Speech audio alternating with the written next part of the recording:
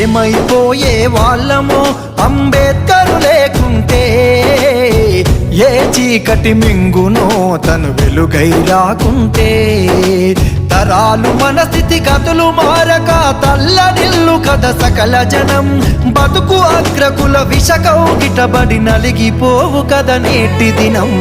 ఏమైపోయే వాళ్ళమో అంబేద్కరు లేకుంటే, ఏ చీకటి మింగునో తను వెలుగై రాకుంటే.